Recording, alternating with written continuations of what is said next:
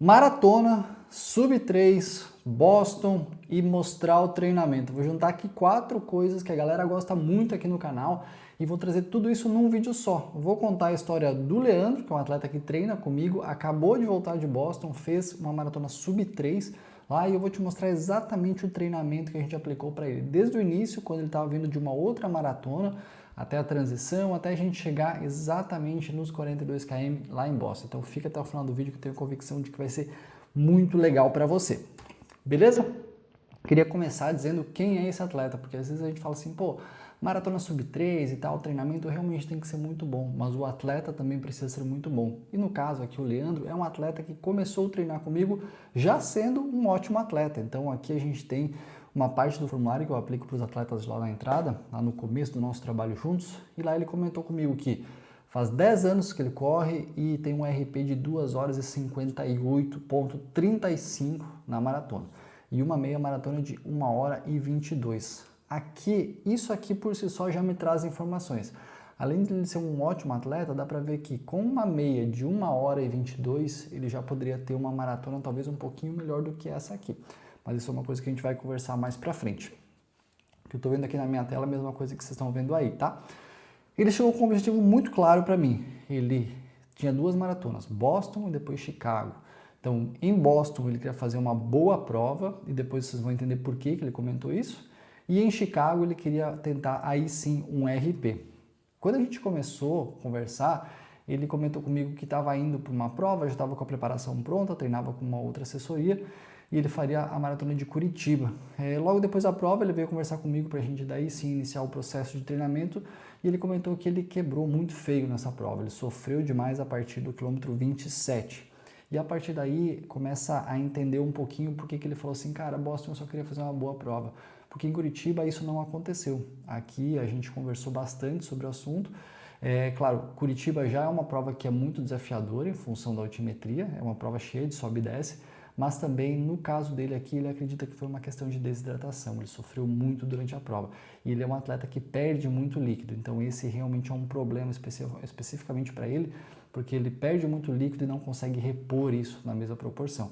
Então a gente conversou muito sobre isso, treinou muito essa ingestão de líquidos durante a prova, mas a gente também tem uma outra coisa a nosso favor, que Boston é uma prova um pouco mais fria. Então, teoricamente, a hidratação pode ser um pouquinho menor. Mas é uma coisa que funcionou muito bem no nosso processo, ele treinar, ingerir bastante água aí durante os treinos longos principalmente. Então, a gente começou com essa ideia. Ele saiu de uma prova que não deu certo, saiu até um pouco abalado psicologicamente, emocionalmente, para depois a gente começar um processo para fazer uma prova realmente consistente. E é por isso que ele falou, Boston eu quero que seja uma boa prova, porque eu quero tirar o que aconteceu aqui em Curitiba. E depois em Chicago, sim, lá, até porque a altimetria, o percurso de Chicago é muito mais favorável para quem quer fazer um RP do que Boston, né? Então, eu queria mostrar para vocês o nosso ponto de partida, porque logo depois da prova eu perguntei para ele assim, olha, você voltou a treinar depois da prova, 1 ou 2 semanas depois da prova? Ele falou que fez umas 2 caminhadas, mas que não fez corrida e nem musculação. Então a pergunta que eu fiz para ele foi, como é que tá a sua cabeça? Porque quando você treina muito duro para uma prova e o resultado não acontece, isso não vou dizer que é normal, mas acontece com bastante frequência, os atletas treinarem muito para uma prova, chega na prova simplesmente um dia não acontece. Ele comentou comigo que a cabeça já estava um pouquinho melhor e que ele poderia começar a dar uns trotes. Então aqui, essa foi a nossa parte inicial, depois eu vou ampliar isso um pouquinho mais. Entender de onde a gente estava partindo, como é que ele estava fisicamente, como é que ele estava emocionalmente, se ele estava com tempo, disposição para voltar aos treinos. E ele comentou que sim, mas eu decidi aqui, como planejamento, começar bem aos pouquinhos. Então a gente começou com treinos muito leves, muito tranquilos. E se vocês verem aí na tela, vocês vão ver que a gente fez um treino de 8 km, foi um dos primeiros treinos que a gente fez. Ele fez lá com um pace de 5,21. E olha só, a gente está falando de um atleta que vai para uma prova que o ritmo médio vai ser 4,15. Ele estava correndo a 5,21, ou seja, mais de 1 minuto mais lento do que o pace de maratona dele. Uma frequência de 136, e o comentário que ele deixou no treino foi o seguinte, frequência cardíaca e percepção de esforço alteradas, ou seja, ele ainda estava em recuperação da prova. Musculatura, articulações e parte óssea estão sem dores, mas a sensação de fadiga ainda está presente nas pernas. Ou seja, a gente precisa entender de onde esse atleta está partindo. Eu não posso chegar aqui, mesmo ele sendo um excelente atleta com recuperação rápida, e começar a socar treino nele, porque a gente estava em dezembro, a maratona de Boston era em abril, então eu precisava fazer todo um processo para que a gente subisse o volume e a intensidade no momento certo. Normalmente, quando eu começo uma preparação com um atleta, eu começo com um teste de 1 e 5 km, mas aqui a gente achou que não era o momento, porque, primeiro, o Leandro me falou, olha, cara, teste sozinho de 5 km é um pouquinho pesado, e isso realmente, tá? Teste de 1 km até vai, mas 5 km você fazer em treino sozinho, mentalmente é muito pesado, é muito difícil. A gente ficou de procurar uma prova de 5 km para ele fazer durante a prova, apareceu uma ou outra, não encaixou muito bem na época que a gente queria, então a gente decidiu que não faria os testes de 1 e 5 km. Porém, tínhamos outras referências, então se vocês verem aqui, o Leandro tinha um teste que ele fez em laboratório, que era recente, e ali nos mostrava o limiar 1, o limiar 2, a velocidade máxima dele, e a partir daqui eu já tenho várias referências. Claro que eu não tenho uma comparação de perda de velocidade de 1 e 5, como eu tenho normalmente quando eu faço os testes, mas se você olhar lá embaixo, na última linha tem o percentual de VO2 máximo. Então a gente tem percentual de VO2 máximo, limiar 1, limiar 2 e o máximo, né? O máximo 100%. O limiar 1 dele estava em 72,2, o limiar 2 em 92,3, ou seja, dentro dos padrões ele está muito perto de equilíbrio. Então aqui a gente sabe que ele é um atleta que ele parte de um ponto muito interessante, ele parte de um ponto de equilíbrio, ele não tem um super problema, não tem um link super fraco que a gente precisa focar naquilo.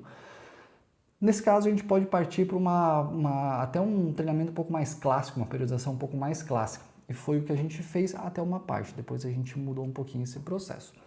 A primeira etapa do treinamento foi essa aqui que vocês estão vendo aqui, essa aqui é uma semana real de treinamento dele, tá? Então qual que foi o nosso objetivo aqui? Primeiro, retomada dos treinos, aumentar a frequência de treino, porque ele fez a prova, passou uma semana descansando, depois a gente começou a colocar aí 2, 3 treinos por semana, então a gente estava retomando essa alta frequência de treinos.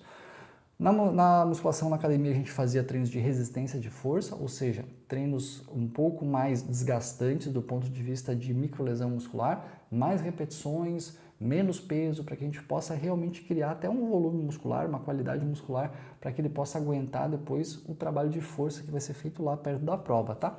Mas olha só que interessante, para mim o mais importante aqui é ele voltar a curtir os treinos, porque antes, como eu falei, quando você faz um treinamento muito pesado, e aí você vai para uma prova e lá você não consegue desempenhar o que você esperava, isso pode causar um processo de recuperação psicológica e emocional. Então por isso que eu gosto de voltar aos pouquinhos, treina bem de boa, vai fazendo os treinos que você gosta mais, não importando tanto que tipo de treino é. E aí depois quando a gente encaixa em 2, 3, 4, 5 semanas, aí sim a gente pode voltar a pensar mais em eficiência. Essa primeira etapa é só para a gente voltar a ter vontade de correr. Então como vocês podem ver na primeira semana ali, a gente teve treinos de rodagem na segunda, no sábado e no domingo, rodagens até relativamente curtas, né? 12, 16. Lembrar que o Leandro era um cara, e aqui já tinha passado umas 3, 4 semanas, tá? Lembrando que o Leandro é um cara que fazia volumes na casa dos 90, 100 km, então para ele isso aqui era um volume bem baixo, bem tranquilo, tá? E ali a gente colocou 2 treinos intervalados, mas intervalados muito tranquilos, por exemplo, 10 vezes de 200 metros. Aqui são acelerações de 30 segundos, de 35 segundos, onde faz um aquecimento, depois a gente faz acelerações, depois a parte final mais uma rodagem. Então, basicamente, cara, é um treino com estresse muito baixo, principalmente para um atleta desse nível. E também tivemos ali um fartlek, onde tinha uma alteração de uma alternância de 1 minuto forte, 1 minuto fraco, sem um pace definido. Falei, Leandro, cara, vai lá e faz o que você tá afim. Acelera um pouquinho nesse 1 minuto, mas não exagera muito, vai devagar, vai tranquilo, vai aos poucos. E aí, ele sempre comentando que foi um treino muito agradável de se fazer. Quando a gente foi para a segunda etapa aqui, a gente já quis aumentar o volume de treino. Isso aqui foi muito importante. Então, você percebe que já temos 2 treinos de 12 km, mais um treino de 20. Agora, ao invés de 10 de 200, são 20 de 200. É óbvio que isso não foi de uma semana para outra, né? A gente foi construindo isso. Não estou mostrando todas as semanas, estou mostrando as etapas. Né? Então, isso aqui já é uma segunda etapa. E lá no domingo, ao invés de mais uma rodagem, a gente fez um treino progressivo. Então, um treino que era 1 km, 1 km, 1 km. Acelerava, volta. Acelera, volta. Acelera, volta. Então, isso são 12 quilômetros. E os treinos na musculação, a gente já começou a baixar o número de repetições. Saiu lá de 10, 12, 15, já para 6, 7 repetições. Então a gente está fazendo já uma transição para um treino de força. E aos pouquinhos a gente foi colocando mais intensidade, né? Como eu falei aqui, ao invés de 10 de 200, já são 20 de 200. Já dobrou o tempo em exposição em alta intensidade. E o progressivo aqui é um treino que ele é super dinâmico, ele acontece muito rápido, mas ele é um treino muito intenso. Esse aqui é um treino muito legal de se fazer também, pensando em limiar. Quando a gente foi para a terceira etapa, aqui o Leandro já estava inteiro no treino novamente. Aqui ele já estava, cara, tô afim de mais treino, e eu comecei a trazer elementos diferentes, coisas que o Leandro não fazia antes. Ele até tinha chegado próximo de 100 km ali nas suas preparações anteriores, mas a gente queria passar disso a partir de agora. E a gente começou a passar ali dos 100 km, chegamos a 105, 110 até, se não me engano, só que a gente começou a trazer outros elementos, como por exemplo, treinos duplos de limiar. Então se você olhar na segunda-feira, a gente tinha 6 de 1000 de manhã, mais 6 de 1000 de tarde. Então já era dois treinos de 45 minutos no mesmo dia, porém em alta intensidade, né? Limiar de manhã, limiar de tarde. Já na terça 10 km, na quinta 10 km, no sábado 26 km, e lá no domingo a gente começou já a incluir aqui alguns treinos de ritmo para os 42 km. Olha só que interessante, a gente começa, já tá com, a gente subiu o volume, chegou no volume que a gente queria mais ou menos, e aí começou a colocar novos elementos. Ritmo, começou a colocar treino duplo de limiar, e os treinos de força saíram de transição, aquelas de 6, 7 repetições, para 4, 5, 3 repetições, ou seja, tá colocando realmente treino de força aqui para ele realmente levantar peso, pensando em melhora de economia de corrida. E só antes de passar para a próxima etapa, queria lembrar vocês que a gente tem um curso para treinadores em início de jornada. É um curso bem completo, tá bem legal mesmo, que eu mostro toda a minha metodologia, mostro como, que informações eu busco lá nos formulários iniciais. Todo esse processo que eu estou mostrando para vocês aqui é um processo que eu faço com todos os atletas. Então lá eu explico tudo bem certinho, também entro na parte mais técnica, VO2, limiar, economia de corrida, e tem também uma parte bem interessante que a gente une tanto a parte técnica quanto a parte de gestão. E aí tem lá a Bibi que faz todo um trabalho de como você pode transformar totalmente a sua assessoria, melhorar a sua gestão, melhorar a eficiência. É muito legal. Dá uma olhadinha no link aqui embaixo que tem um vídeo explicando tudo bem certinho. Beleza? A gente vai aqui para a etapa 4, então, do nosso treinamento. Aqui a gente já começou a fazer algumas mudanças. Como o volume estava bem acima de 100 km, começou a ficar um pouco mais desgastante. E o Leandro me falou o seguinte, olha, 2 treinos intervalados no mesmo dia está ficando um pouquinho pesado, às vezes até mentalmente. Então o que a gente fez? A gente trocou esses 2 treinos de limiar do mesmo dia, a gente colocou em dias diferentes. Foi de terça, antes era segunda-feira ou terça a gente fazia 2 treinos de limiar. A gente tirou esse aqui da tarde, jogou para quinta-feira, terça e quinta. E aí na tarde do dia que a gente tinha 2 intervalados, a gente colocou uma rodagem, como vocês podem ver aqui na tela. Então, por exemplo, na segunda-feira 12 km, na terça intervalado de manhã, 12 km de tarde. Na quarta-feira mais 12 km e aí com treino de força. Na quinta intervalado, sexta-feira treino de força, ele fazia pilates também. E aí no final de semana tínhamos lá 2 longos um pouquinho mais estruturados agora. Um de rodagem e um pouco mais com ritmo. Então se você vai ver aqui, a gente está aí com 4 de 6 km, por exemplo. Se vocês perceberem ali o treino de força, aqui a gente já está no treino de força clássico.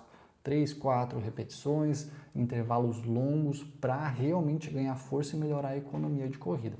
E aqui a gente usou muito de treinos de ritmo para os 42 km, tá?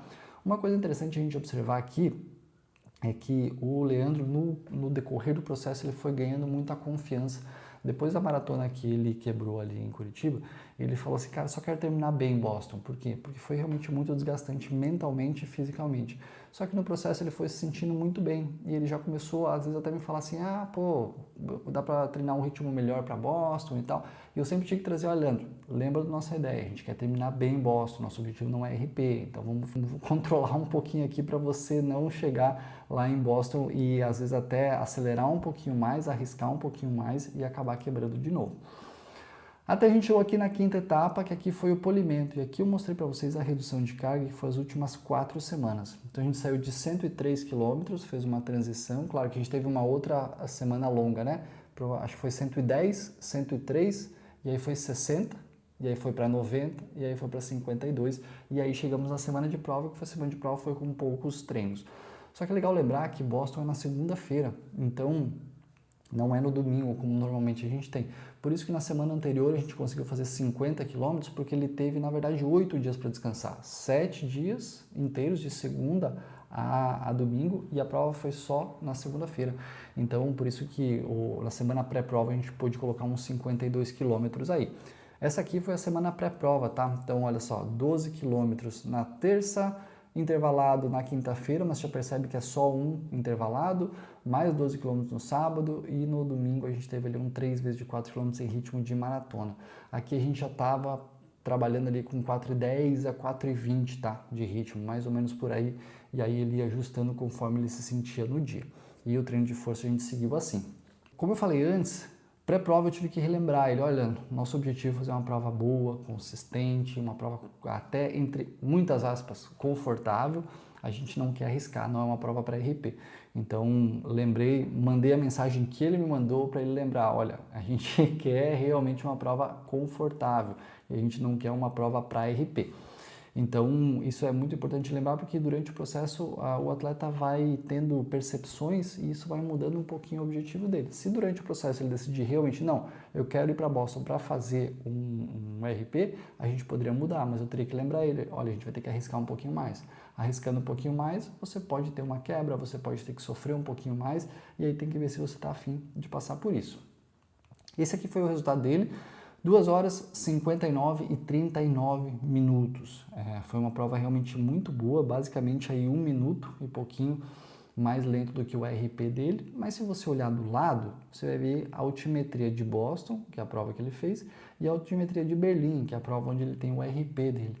Então você percebe que Boston é uma prova muito mais difícil, né? Então eu arriscaria dizer que se essa prova tivesse sido em Berlim, é altíssima a probabilidade dele ter conseguido um RP. E eu fiz até um cálculo aqui, que hoje à tarde eu passei fazendo esse cálculo para mostrar para vocês por curiosidade minha, tá? Mas eu vou trazer aqui para vocês. Melhor tempo de Boston, 2 horas e 1 e 52. Melhor tempo de Berlim, 2 horas e 1,09.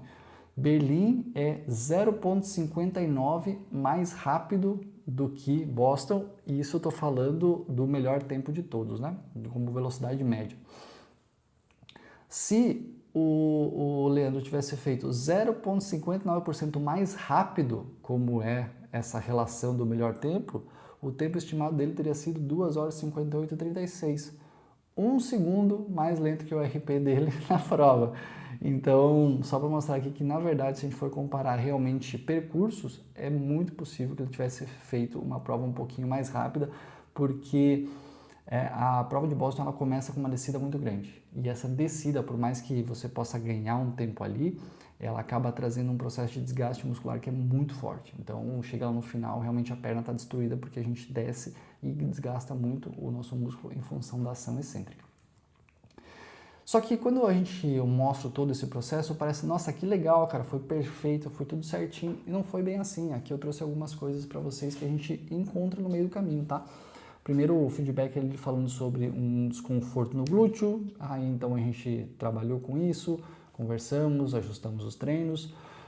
Depois ele teve algumas quebras em alguns treinos, por exemplo, esse de baixo ali, ele ficou chateado com e teve até uma sensação de derrota num 10 km que a gente fez ali, de ritmo de prova. E depois também ele trouxe esse outro feedback aqui, que a fadiga do final de semana não passou completamente, e isso fez com que ele quebrasse no treino da semana. Então você percebe como a gente vai tendo coisas para ajustar no meio do caminho. O caminho não é linear, tudo lindo, funciona tudo bem. Não, no meio do caminho a gente vai tendo que ajustar algumas coisas para que a gente chegue no final e tenha o resultado que a gente queira. Mas eu queria trazer aqui o feedback dele, que eu achei muito legal, tá? A gente trouxe coisas muito interessantes e novas para o treinamento do Leandro. Ele chegou para mim dizendo assim, olha, eu gostaria de fazer mais volume, gostaria de fazer mais frequência de treinos, e foi exatamente nisso que a gente atacou. Não deu para fazer os testes, que é o tradicional que eu sempre faço, mas a gente tinha outra referência, e vendo os tempos dele, e vendo o que ele já tinha feito nas provas anteriores dele, deu para ver que se a gente atacasse essas coisas aqui, a gente provavelmente teria um excelente tempo, porque a gente estava fazendo coisas que ele nunca fez. Então ele teria adaptações que ele nunca teve. E a parte mais importante para mim aqui foi, primeiro que o Leandro é um cara muito legal, assim, de conversar com ele, é um cara muito inteligente. Eu sempre peço um feedback pós-prova para os atletas, não só da prova, mas de todo o processo de treinamento.